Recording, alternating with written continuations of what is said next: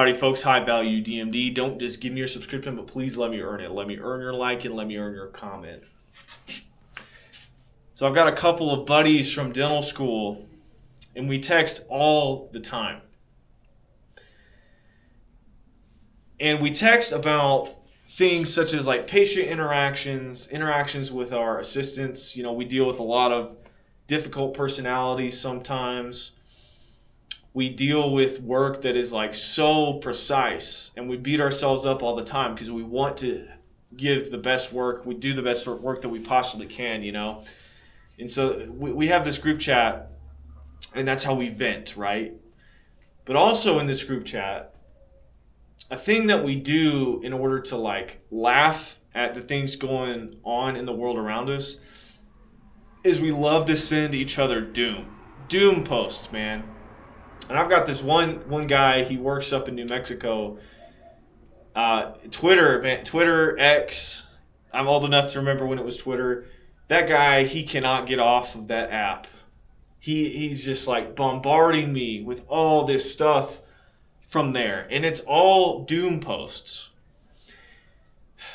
And he does that, you know, to deal with it. He needs somebody else to talk to about and laugh at it, you know, because it sucks, man. Life freaking sucks.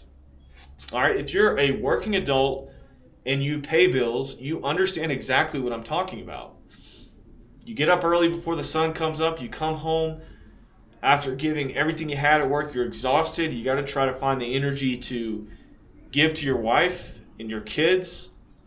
You're just trying to make ends meet, provide a life for them. And then like there's doom all around you, man. Like this society is just completely like going down the toilet. Like I heard a statistic the other day, and it said that in 1970 there were 10 million Boy Scouts. And then today, the Scouts of America or whatever, there's less than 1 million girls and boys. Just like constant doom, man. And so we're texting. We're sending all this doom and stuff. And it's tough. And my friend said, like, what do we do? What do we do? And I told him, essentially, you know, you can't, it comes into my faith, okay? So I believe at the end of all things that there is a God, there is one God, He is in control of all things, and at the very end of history and time, that He will essentially destroy evil, and all the people that believe in Him are going to live in paradise with Him. And I think that's what the Bible says, in my estimation. And so I was telling him, like, well, through all of this doom, like while we're here, while we have to deal with that, yeah, we're going to have to endure the doom because we have wives, we have children we got to take care of. You can hold on to that, right? You can hold on to the hope that like in the end, God prevails. Good prevails, right? You've watched movies, you've watched Star Wars, you've watched Lord of the Rings. Every single time, good wins. Okay? Even though society's culture is like nothing compared to what it was, masculinity isn't anything of what it was. Women, third wave, fourth wave feminism, it's all in the toilet, man. Not what it was. I have hope and I have faith that God is going to restore everything back to balance. Okay. But for those of you who are watching this and you're not religious, or maybe you just need something that's like, okay, that's cool, high value DMD. That's great, but my mental isn't so good. All right, my mental is off, and I get that. That's going to happen down the road, but I need something for the here and the now, right? I need something right now for this doom. You know, that's not quite the easiest thing to answer, but I will say that let's take David Goggins, for example, okay? That guy was full of doom. He had nothing but doom in his life. He was like overweight, spraying cockroaches, and then something changed in his mind. He watched the movie Rocky, apparently, and he was always wanting to like really prove himself in the military. He became a Navy SEAL. Like something just clicked in his head where he decided to reject the doom. He decided that no matter his circumstance, no matter his upbringing, no matter everything around him, he's going to do every single thing to control his destiny, control his life, make his life better. And I think every successful person has essentially like harnessed that in some shape, way, or form, even though they may not have done it the same way, they may not have realized it. Take me, for example. I was down for the count. I did not get into dental school. It was a really tough time in my life, like a whole slew of things around that.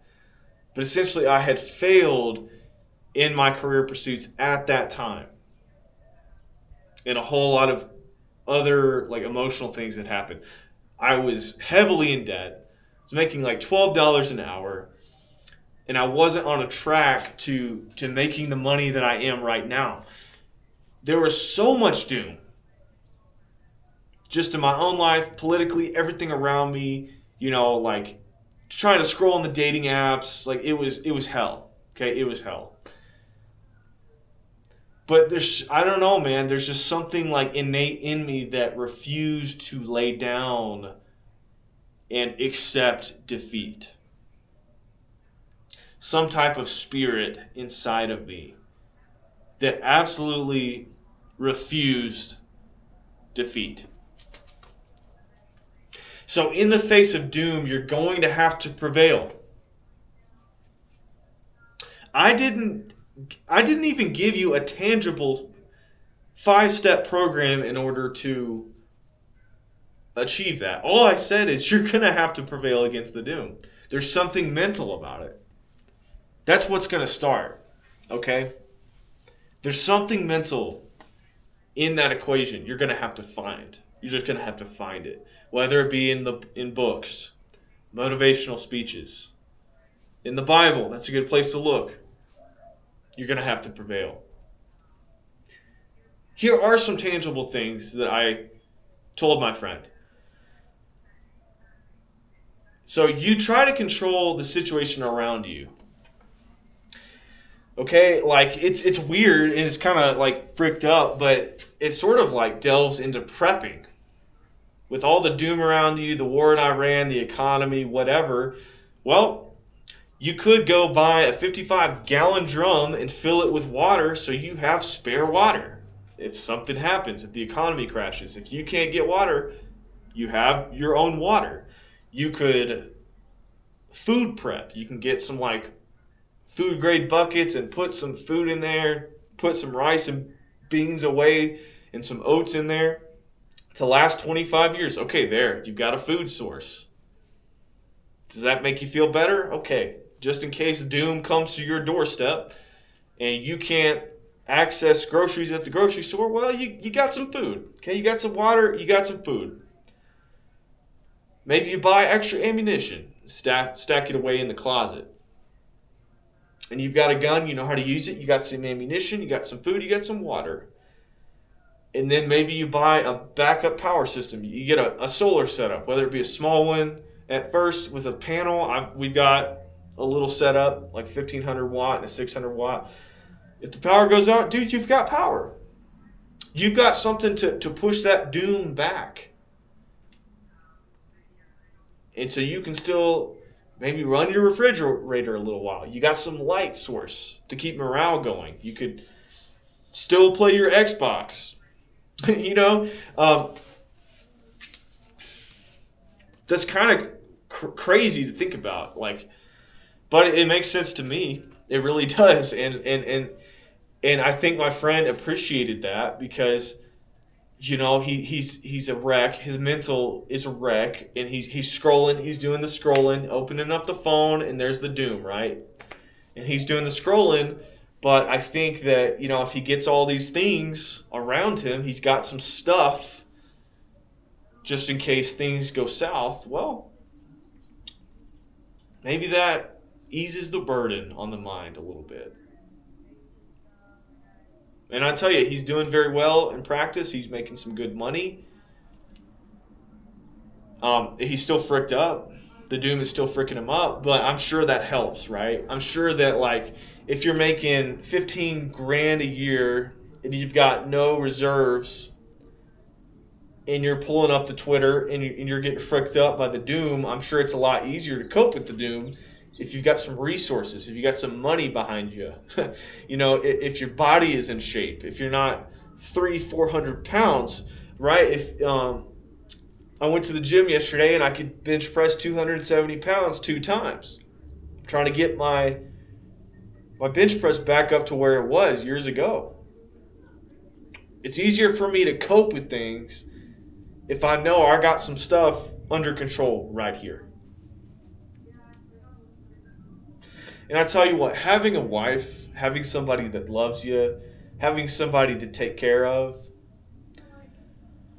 while the doom can frick you up because, like, you're responsible for those people, and the doom threatens that in a way, you've got something to fight for. You've got something to keep the doom out. So try to find that loved one, man. Because when the times are good, when we're going on dates, when we're just hanging out, that really centers you. That keeps you level. And lets you know, okay, this is real. This is reality. This is right here, right now. And your faith, your faith. I alluded to that earlier. Your faith, man. If you don't have faith, I encourage you to find that. Because definitely without that, I would be more red and black pilled than I already am. For sure. So, hey, man, prevail through the doom. You don't have a choice. But that's in your nature. That's how God designed you, to prevail, to win. So with that, I will leave you. Hope I earned your subscription. I hope I earned your like, and I hope I earned your comment. Let me know what you think below. Until next time.